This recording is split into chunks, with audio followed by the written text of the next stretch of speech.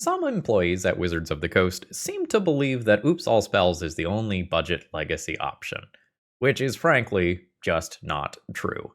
So here is a crazy brew at under $1,000 price tag, which is budget by legacy standards, that is going to have some really cool gameplay patterns.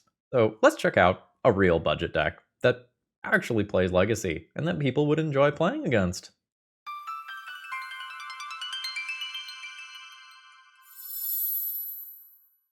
Hello folks, Phil Gallagher aka Thraben you here for another Legacy video, and today Large John has challenged me to yet another $1,000 budget Legacy video challenge.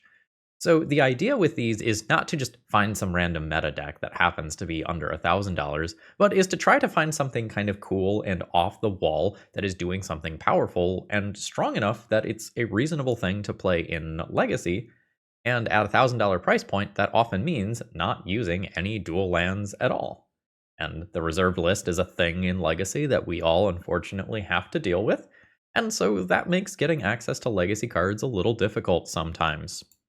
The deck list that I have on screen here is a slightly edited version of a deck by Punishing MTGO, aka Punishing Waterfalls, who is an awesome brewer who has come up with a handful of things that I've played on the channel in the last year in particular. And this deck clocks in at, let me grab my number from Moxfield, $870. Somewhere between 100 and 150 of which is just the singular copy of Ancient Tomb. And I think if you made a few budget substitutions, you could probably get this one closer to the $500 range without necessarily depowering it. Some of the cards in this deck are going to look familiar, but Leyline of Vitality is a bit of the spice. So creatures you control get +0/+1. And that might not sound exciting until you remember how many people play Orcish Bowmasters. And sometimes people specifically play Sideboard Hate that deals exactly 1 damage to all creatures, hoping to sweep up things from decks like Energy that are trying to go wide of traditional removal spells. So this is not a crazy thing to play, even before you get to the bottom ability. Whenever a creature you control enters, you may gain 1 life. And in a deck that is playing things like Ocelot Pride, that is going to be very, very reasonable on its own. This means turn 0, open up on Leyline, turn 1, play Ocelot Pride, you gain a life when it enters, meaning you get your cat token immediately at end step, which is pretty cool. And this is going to feature Leonardo Cutting Edge as well. Lifelink, and whenever you gain life, put a +1/+1 counter on Leonardo. This also has an ability called Sneak, so if you have an unblocked attacker you control, you can return that to hand specifically during the Declare Blockers step, and then this card will enter tapped and attacking. So this is a way where you could potentially have this enter, gain a life off of the Leyline, gain a life off of the Guide of Souls, and for 1 mana, you have a 3/3 lifelinker already that is going to allow you to replay something like your Ocelot Pride, retrigger Guide of Souls, now it's a 4/4 already. There is a lot of potential here. The deck also features a secondary combo with Heliod and Walking Ballista, where the idea is that you give the Walking Ballista lifelink, remove a counter, ping your opponent, gain a life from the lifelink, put a counter on Walking Ballista, and kill your opponent that way. You can also end up putting that Walking Ballista onto Agatha's Soul Cauldron, and then turn something that has a bunch of counters like Leonardo into a giant Death Laser, which is pretty cool. There are a couple singletons to tutor for with Starfield Shepherd, and you can get your Walking Ballista as it is considered a 0 cost for these purposes. I added 1 Mother of Runes into the deck. I considered a few other 1-drops in these slots, and I had more copies of Dryad Militant in this deck at one point. This is a card that I've played a couple of times, like non-ironically, recently, just because it can be so important to have early plays versus decks like Storm and Oops that really want to utilize their graveyard well. And we do have Skateboard here, which is very, very quickly proving itself as a Legacy staple. Notably, if you were to get a banged up Savannah, You could probably replace the Temple Garden that I have in this deck with a Savannah and still come in under budget, or similarly, you could probably remove the Ancient Tomb from this deck and play a Savannah and like be just totally fine. We are running a Temple Garden and a Lush Portico, so that like theoretically we could actually cast Leyline of Vitality if we drew it. This is something that is probably not going to matter, but maybe once in the entire league we might be capable of casting a Leyline of Vitality. The secondary thing it does is gives you a second color for Prismatic Ending. And while you're often going to want to just remove a one cost thing with this, Tamiyo in particular comes to mind in the current format, having that flexibility to take out a Bowmaster or a Wishclaw Talisman or whatever is kind of nice. Another way that you could just really lower the budget of this is I think the fetch lands are like $20 or $25 each. You could just pull those and the Lush Portico and the Temple Garden from the deck and play this as a mono white deck with a whole bunch of planes and reduce the cost of this deck even further. Legacy is a powerful format. Legacy is an expensive format, but that doesn't mean that every single brew has to be $14,000 or anything like that. The sideboard has our court-ordered, court-mandated 4 copies of Leyline of the Void as we live in the Oops All Spells world. Exercise is something that is interesting here that you often don't see from these decks. It is just a very flexible card, being able to nuke a artifact that you care about. A large enchantment like Omniscience theoretically could be removed by this. It is a flexible, space-saving sideboard card. And folks, if you need some banged up dual lands, I cannot recommend any place more than TOAMagic.com. Every time I go to one of their major events, that is a major Wizards of the Coast event where they are vending, I always look at their like damaged and HP section because there are such incredibly good deals on dual lands that may not be pretty, but have certainly seen some love and are totally fine to play as long as they are sleeved up as far as tournaments are concerned. With that being said, let's go Leonardo some people and see how our budget brew does. All right, first opening hand with the deck is kind of awkward. It doesn't have immediate synergies with Leonardo. It doesn't have immediate synergies with Walking Ballista. This is very mana intensive on current board. I think I just try to do something better and more proactive when I am on the play. All right. I can go to 5, or I can keep a very awkward 6-card hand. I think I go to 5. I just have some like Guide of Souls, Ocelot, Pride stuff theoretically in the deck somewhere that can be quite strong. My 5-card hand is not impressive. I think we're doing something that looks like this. And we're really leaning on Mother of Runes to buy time for something like this to scale up. Unlike a lot of the other Ajani's Pridemate style cards, this is self-scaling, so that's good, I suppose. My Urza Saga is awkward. It does not cast Dryad Militant and Sneak at the same time. Alright. That just is what it is. I can secure my next land drop of Basic Plains to activate Urza's Saga. I think that's what I'm going to do. Basic Plains. And I think I'm just bashing in for 1 here versus an expected colorless deck. I think this is just going to be a matchup where we didn't see a super reasonable opening hand in game 1, and we just get effectively goldfished on turn 3 when my opponent assembles Tron. I'm going to send in Mom again, and I think just make some construct tokens. I don't know if I foresee this scaling up hard enough to beat whatever Ugin One Ring nonsense is coming. So I think I'm just going to lean on some construct tokens, maybe backed by a Pithing Needle on the One Ring or an Ugin or some other large card to steal this game. I don't know that I want to put extra things in play into an Ugin. Yep. All right. Decision rewarded. Decision to put Mother of Runes in my deck punished. And it's not like Dryad Militant is good in this matchup either. Although, honestly, it is just a... yuck. It is just a 2-1 creature against a deck that I would like to very much punish its life total. I'm not going to get my next construct token out of this, though. Rip Urza Saga. So, I can still float a mana here. That's the good news. Is there any timeline where Skateboard kills Ugin immediately? Skateboard, 2 artifacts in play. Shadow Spear, 3 artifacts in play. Leonardo and Equip with Skateboard. So we have 3, 4, 5 on Ugin. Not lethal. Alright, it is Pithing Needle then. Ugin! Cut you off. Play this. The just cast ability, though, is still going to butcher me. Don't know exactly how I'm dealing with that. The answer might just be try to weather the storm with a colorless thing in the short term and not play out additional creatures.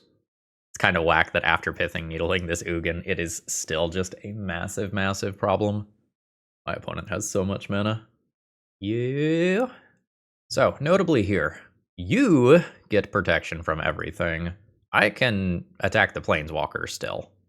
However, Kozilek's command is a thing, so I might end up just losing this token this turn. Send it Ugin. Alright, hot damn, we got Ugin.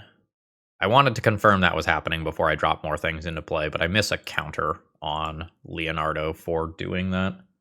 Maybe that means I should have just done it in first main anyway.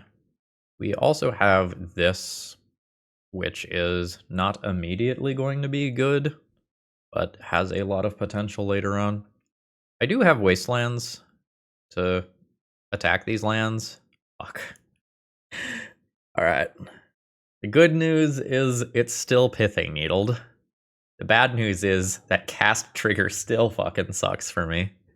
I'm so close. I'm so close to taking it out, but we're just not there yet. Send it Ugin.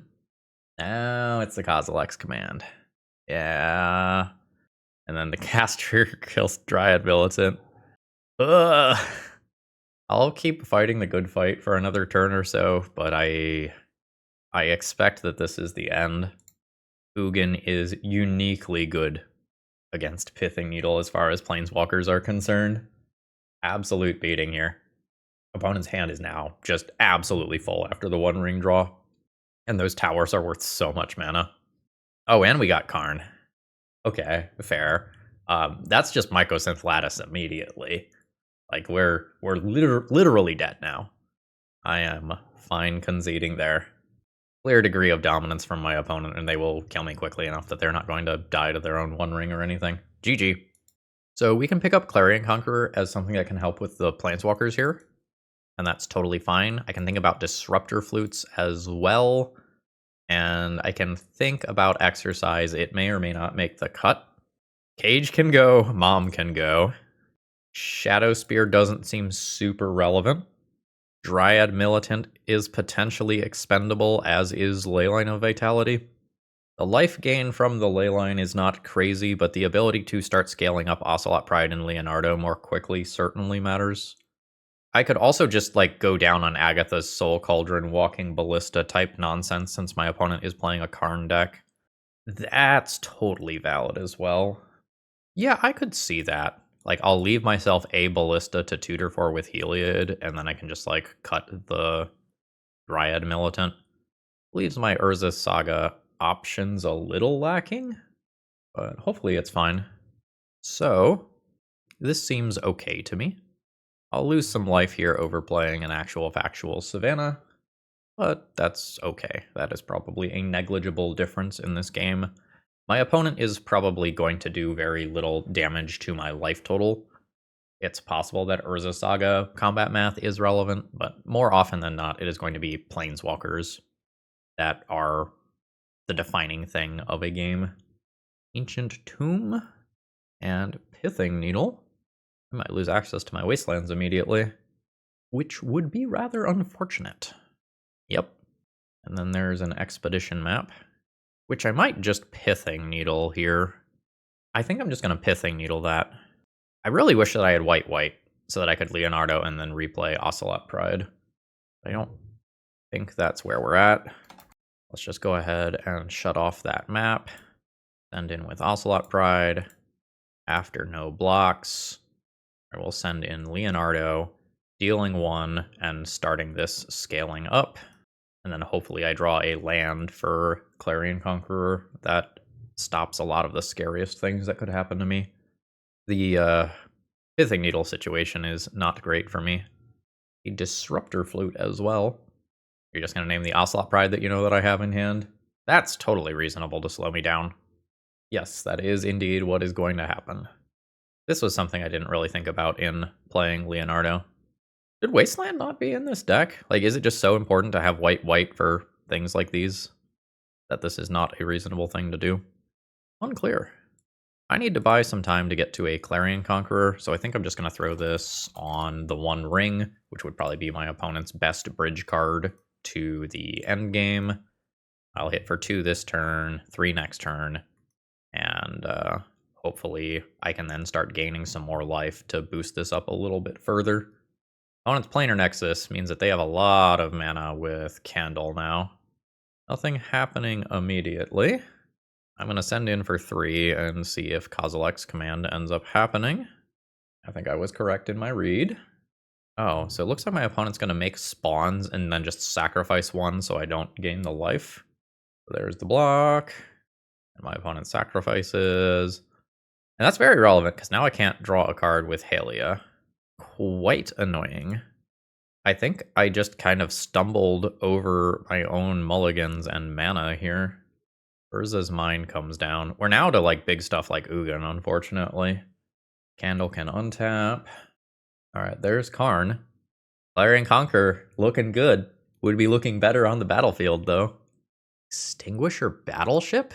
Is this the thing I bought for Commander? It is the thing I bought for Commander. That is 4 damage to each creature.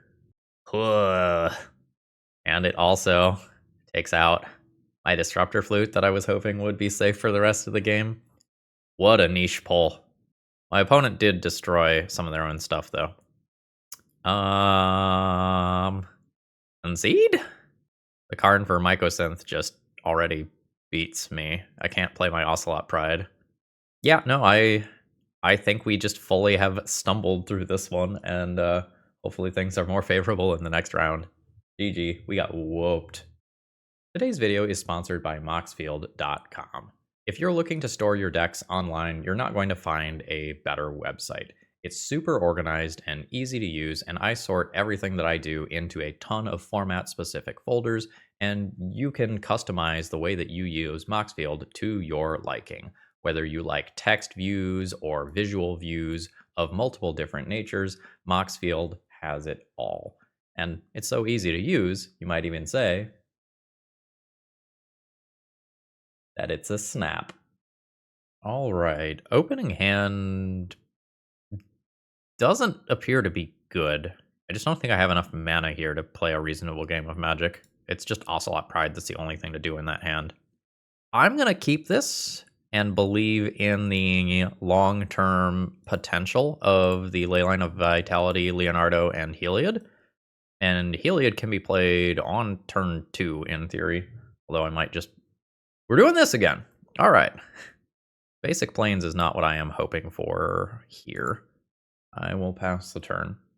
Shit. All right. It is just mine. It's not tower. Filtering into blue.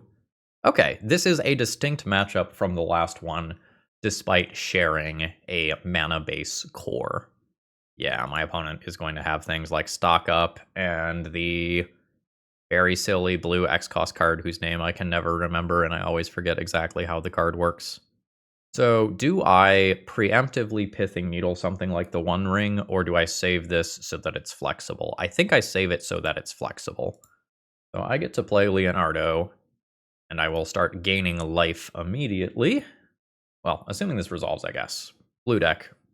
All right, cool.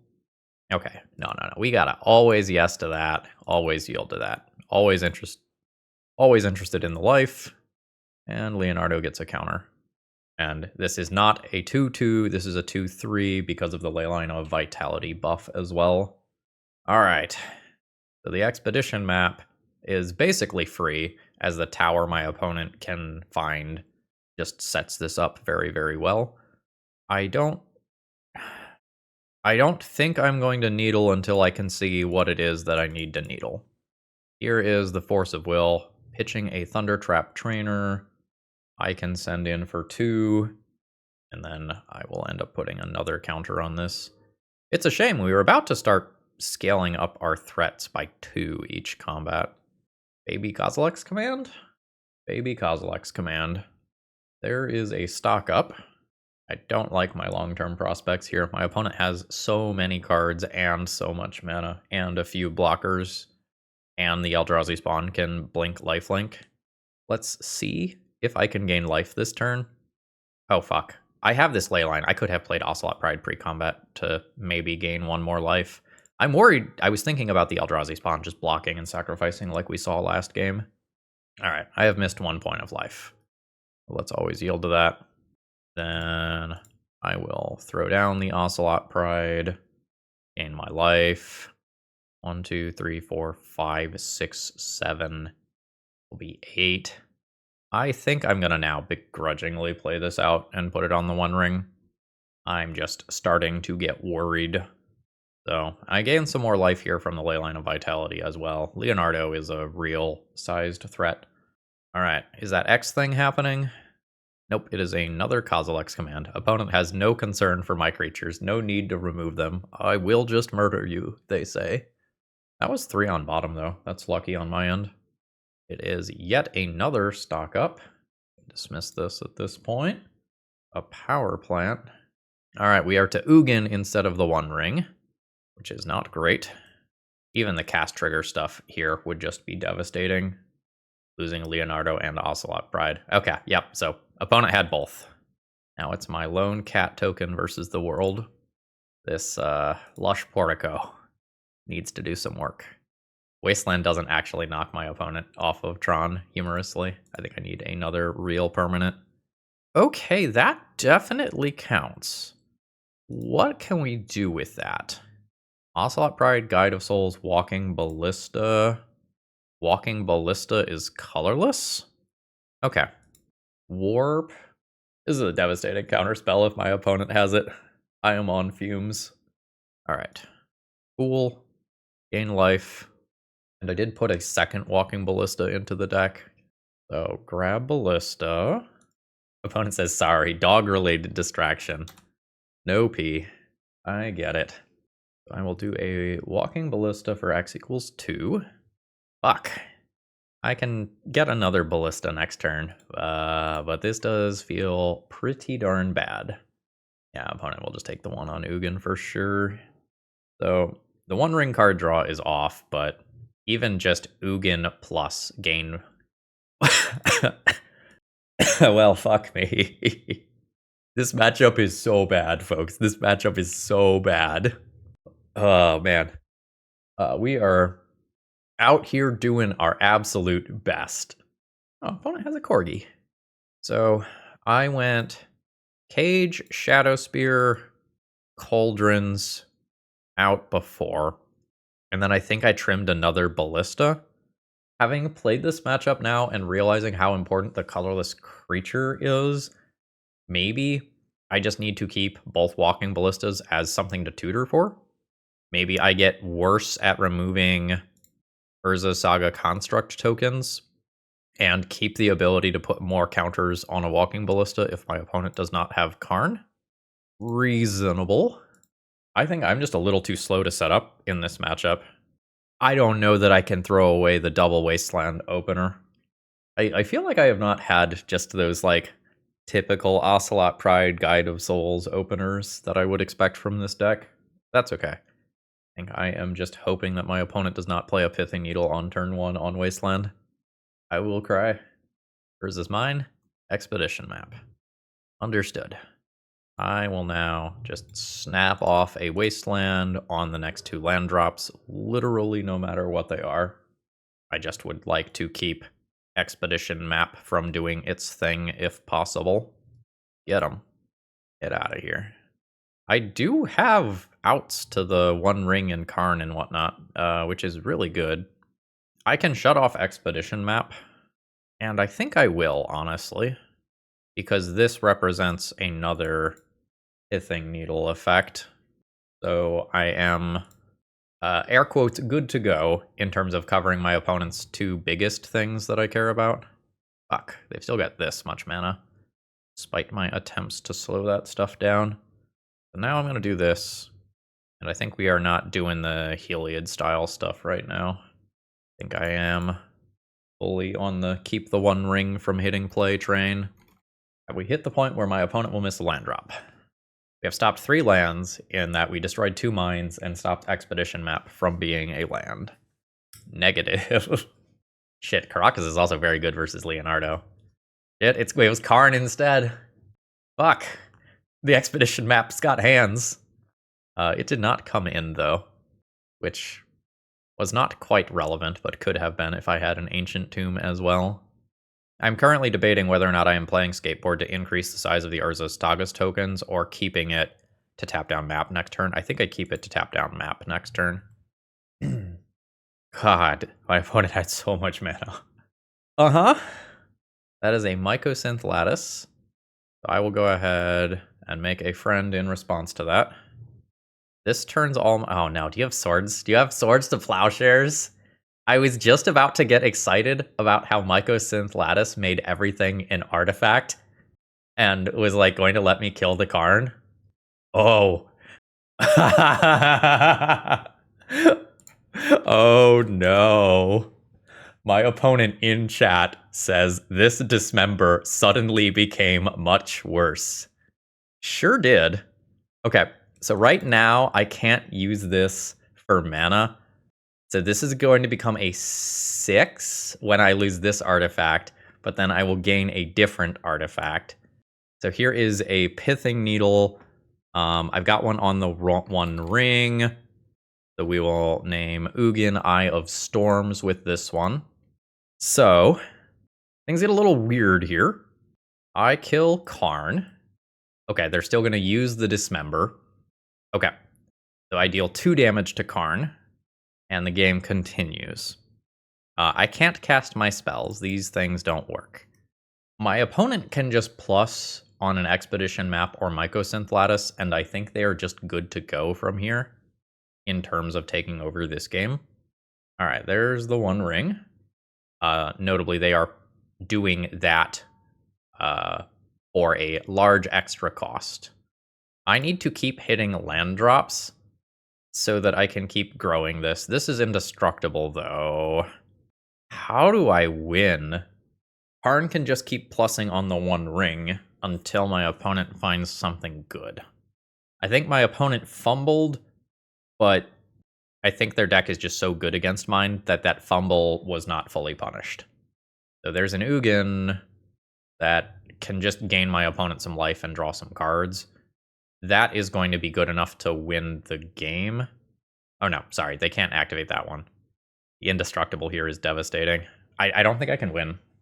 As soon as my opponent gets to dig with something like a stock up, I think I've got a real problem. Also, my opponent can just minus for that Extinguisher Battleship or whatever it's called, or for Ensnaring Bridge, and then realistically I can't win from here. I am comfortable conceding here. Oh man, this matchup is rough. Hopefully we get paired into something else next round. GG. All right. Opening hand is slightly awkward in that Heliod is not immediately a creature to trigger Guide of Souls, but I do just have like a Shadow Spear here, Pseudomere. I am okay wastelanding to attempt to slow down my opponent here. I need some time to draw some more creatures, and hopefully my opponent doesn't have too much mana. All right, cool. I did actively slow them down. Am I doing this thing into swords? This is a pretty good turn to play the Lush Portico. I'm going to keep that removal spell and get Ocelot Pride going. Ooh, hell yeah, it's not swords. That's a big deal. So we stare at each other until I do this. Now, my opponent having the red has a more explosive deck than I do. All right. I now get to do Heliod Crimes, which is pretty cool. Heliod doesn't trigger Guide of Souls immediately. I think I'm removing their Ocelot Pride. I think I go ahead and send in here. All right, opponent does not block. And I'm going to start scaling up this Ocelot Pride. And then at end step, I get to start doing this, and I will keep scaling up my Ocelot Pride. Don't have much devotion yet. These cat tokens don't actually count towards that. Next turn, I can equip Shadow Spear, and then I start getting a bunch of instances of life gain, and things start getting pretty gross pretty quickly. GG. That Wasteland won me that game instantly. I don't know that I'm going to sideboard too much here. Like, Grafdigger's Cage can go. Most of the rest of the stuff is reasonable. Clarion Conqueror is a bit of a double-edged sword. I think shutting off my opponent's Goblin Bombardments and such is important enough that I should be thinking about some number of these two cards. This is not going to do a ton. I am comfortable with that for sure. I could play some flutes as well, and they would be good. I think Mom is worse than Flute. Then I'm starting to have trouble seeing where the cuts are. This gives me 4 answers to things like Goblin Bombardment, in addition to Prismatic Ending. Maybe this is enough? Or maybe I should just not play Clarion Conqueror and play the Disruptor Flute that's easier to cast? Absolutely not. How many lands does this deck have? 21? A pretty reasonable number. It may be that too many of them are colorless. I am willing to keep this under the assumption that this gets better over the next couple of turns. It has some stuff that can help me. I'm just gonna hold up swords here. I'm not willing to Pithing Needle one of Bombardment or Ajani in the dark, given how scary those cards are. Land drop 2. That's very awkward in terms of me holding up swords. Well played, opponent. There's my Lush Portico. I'm just going to take that land. I think I just remove the problematic creature. I don't think I wasteland my opponent. I think I need the mana for Clarion Conqueror. I think this time I'm going to go ahead and do this. I think I named Goblin Bombardment. This one does not shut off enchantments, but this one does shut off Ajani. Wasteland is reasonable. Amped Raptor into Swords to Plowshares. That is a miss. An opponent takes out my colored mana source. Perfectly reasonable. So I will fetch a basic this time. And I am unfortunately playing a small 1/1 creature that is bounceable by a Karakas here. Also walled by the first strike creature in the short term. I don't like my positioning in this game. I think my opponent's favored, even after missing on Amped Raptor there. It is Amped Raptor's brother, Amped Raptor, or Goblin Bombardment. Opponent's absolutely still going to cast that and get that in play, even though that's Pithing Needled. It's a big deal if they can remove that later on. Looks like opponent is thinking about holding back out of fear of this card, which is reasonable. There is a Karakas. Do I do this? Maybe just get set up here. I think we're just doing this for the full cost. Hopes of gaining some more life with Clarion Conqueror next turn when we get the life gain trigger off of this. Ooh. Alright. Always yield to that. Opponent has tapped and untapped a basic plains, maybe indicating another Swords to Plowshares type effect. It is Guide of Souls. That's Ajani. Thanks, I hate it. Clarion Conqueror, in theory, covers the Planeswalker side of this. Oh, and opponent has enough energy to make Amped Raptor fly. My blocker is no good. Alright. 0 creatures in graveyard. They are all in exile. Ugh. Do I gain a life there? I don't think I'm attacking. And I didn't gain enough life there to draw a card. My opponent's card advantage permanents are just doing a very good job of accruing value. Does my opponent realize I have Clarion Conqueror? Or do you just also have a Swords? Or is this purely for the energy to make a second Amped Raptor fly? Okay, it looks like it is purely for the energy for the second Amped Raptor. Ugh. Alright, not willing to give this up. I'm taking 8. Life's bad. So I warp this in and gain a life. I pick up Ocelot Pride since it innately has lifelink. I play this out and gain a life. Move to end step. Stack triggers like this. Unfortunately, not at the city's blessing. I do get my card, then this warps out. I'm probably dead to the Amped Raptors in the air next turn. Not enough energy to grow them. I'm taking the hit. I think this Clarion Conqueror is still important. It's also just helping to wall this stuff. Okay. What if Clarion Conqueror attacks and I sneak in Leonardo and I Agatha's... Don't have enough mana to Agatha's Soul Cauldron and Leonardo and sneak. I also have my own Clarion Conqueror in play that I can get out of play with Leonardo, which potentially opens up some problems here. All right. Bam. Bam. This is an artifact. I gain a life. Play Walking Ballista for X equals 0. I gain a life. Up to 6. Attack with Clarion Conqueror, which has flying. After no blocks, we be sneaky. Doing this, I gain a life immediately, putting a +1/+1 counter on Leonardo. I will now put Walking Ballista under Agatha's Soul Cauldron and attempt to win the game. Because this has lifelink, and so I can use the Walking Ballista ability, ping my opponent. The lifelink damage means that I get that counter right back, and if my opponent does not have something that interacts here, I believe that I threaded through this very bad position. Alright, +1/+1 counter on Leonardo. Oh, sorry, I don't have Heliod. That is Disruptor Flute.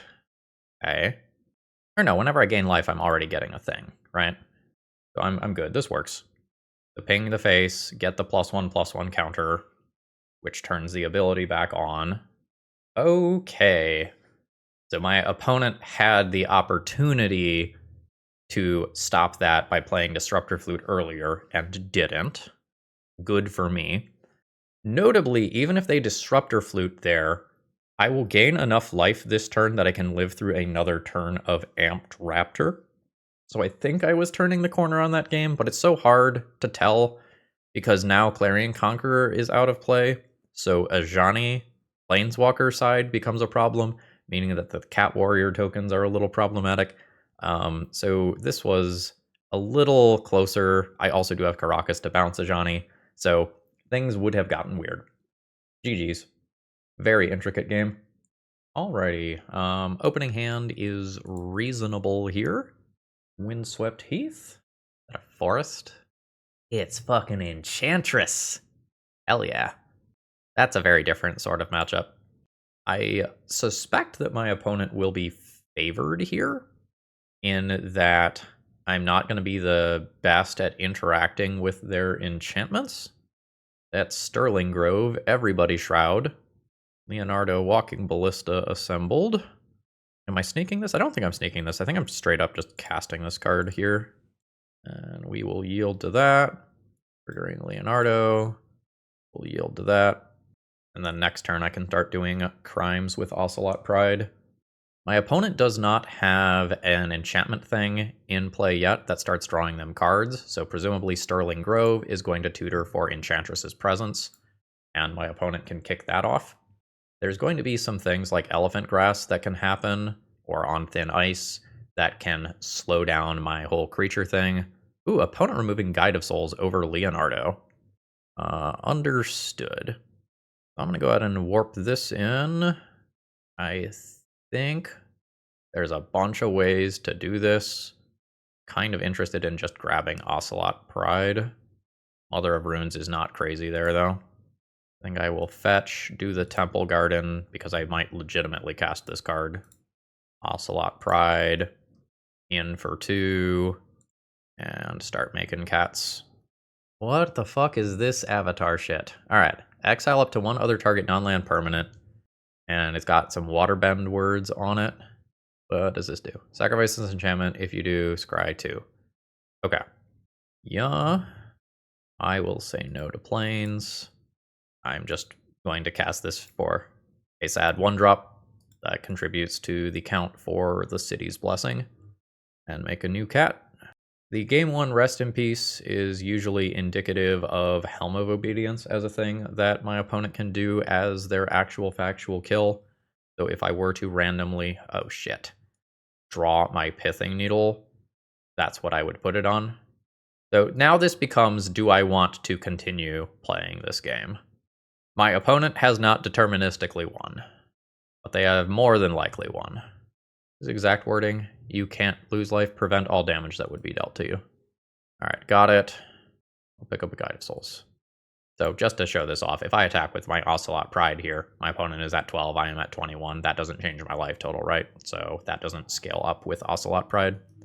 I'm just going to F6 my opponent's turns. The way that I win is my opponent ending up with only lands in hand and having to sacrifice their solitary confinement. Statistically speaking, this shouldn't happen very often, but it is possible. And, hold up. Turn off auto yields. Stop yielding through end of turn. Walking Ballista has text again. I do not want to yield through this turn, in fact. Alright. Kill... Well, I guess I'll mark a damage on Sithis. I can't kill it. My Agatha's Soul Cauldron stuff is not great here. Sterling Grove gives my opponent the chance to tutor. They're up to 7 cards in hand. They're having a grand old time. Alright, there is the Helm. I will concede there. They've got it.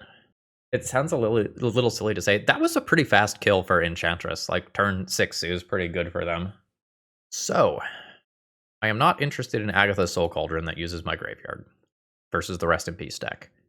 I'm fine doing Deafening Silence. I'm fine doing Clarion Conqueror. Does this hit enchantments, right? Yeah. And I can also think about Disruptor Flute. Swords to Plowshares is pretty weak here. That can probably go. Grafdigger's Cage can go. Shadow Spear is not important here. I guess the haste off Skateboard is somewhat relevant. Last card could be Dryad Militant. That seems like an okay cut. This is a fine opening hand. I don't believe that I need to play Deafening Silence on turn 1. My opponent shouldn't be playing more than one spell on their turn 1, unless their build has gotten all sorts of weird with Chrome Mox or something. So I think I will just play Guide of Souls. Actually, that's not true because my land is Urza's Saga. So I can't turn 2, sneak Leonardo in attacking, and play Deafening Silence without spiking another white land. I think that just means that I play Leonardo on my next turn. So there's Urza's Saga and Leonardo. Leonardo Heliod can kind of pop off. And I do have Heliod Walking Ballista, but I'm not in the best shape to execute that combo as of right now with the amount of mana that I do have. I think this is just kind of a sad turn where I gain some life and scale up my creature, but it wasn't actually overly effective.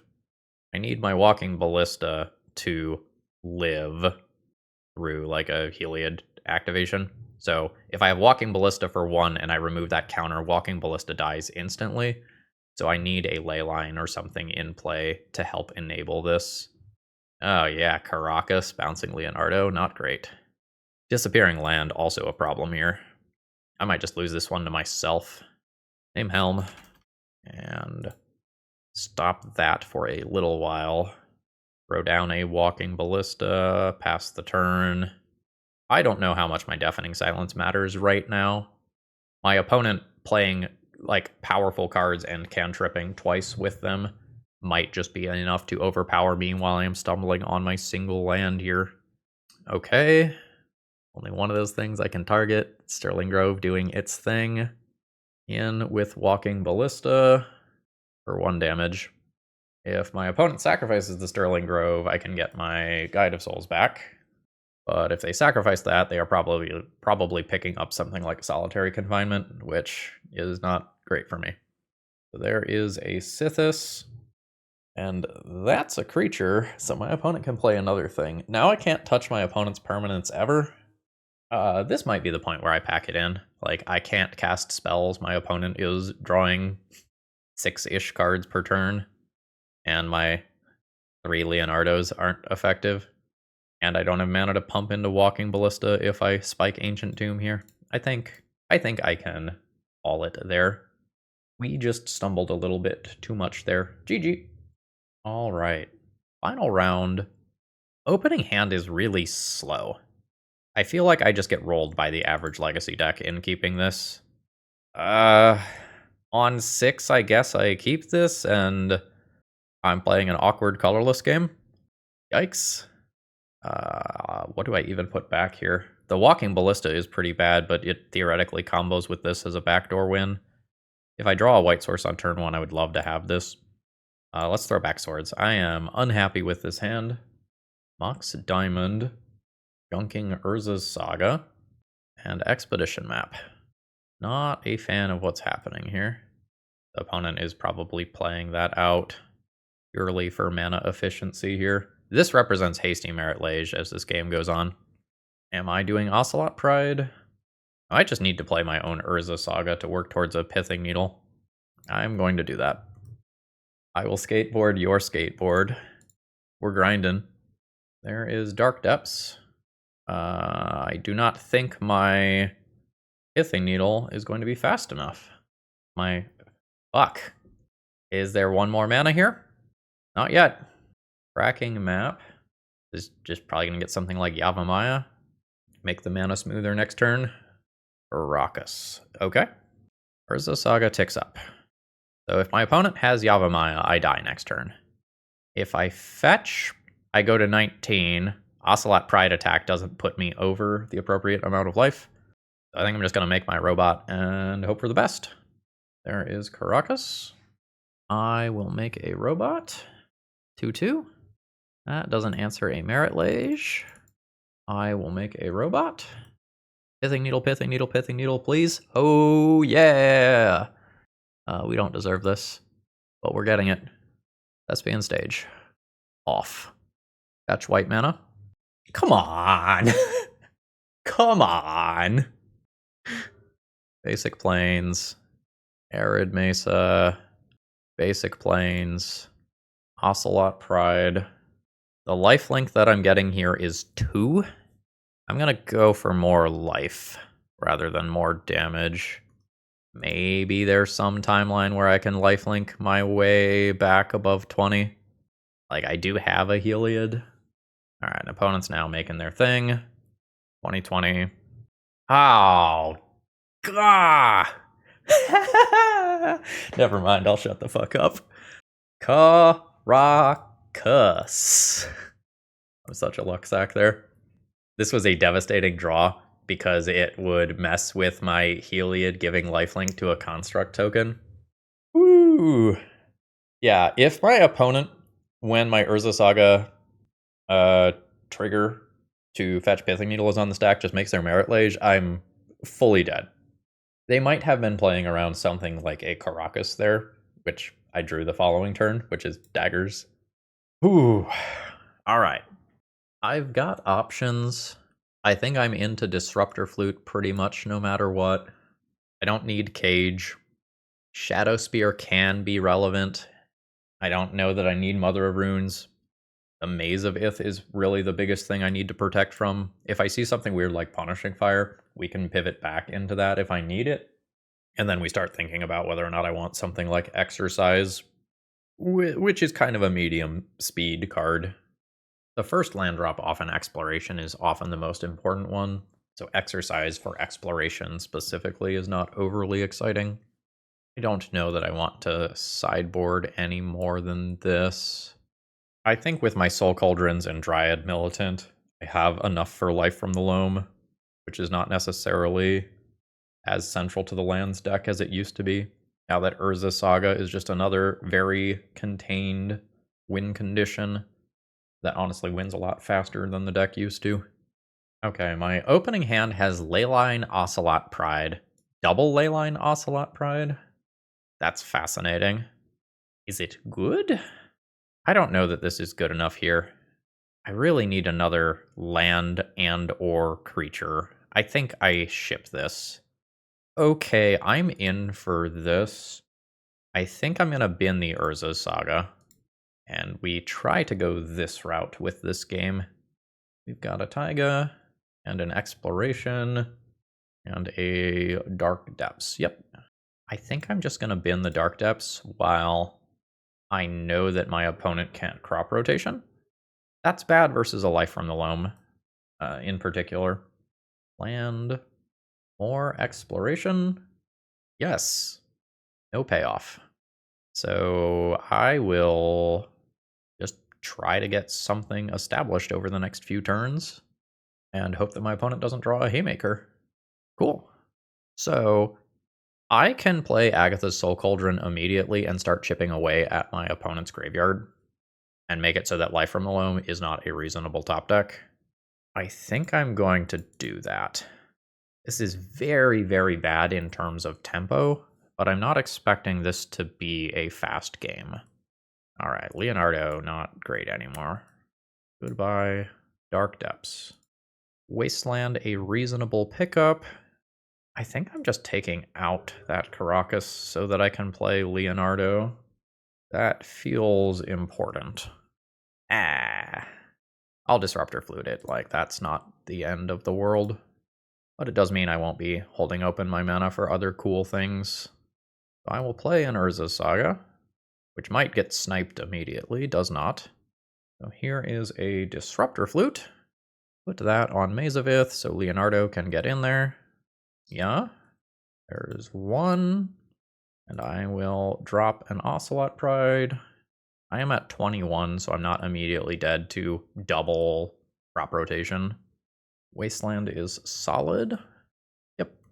Something like Tabernacle as this game goes on would likely be pretty annoying.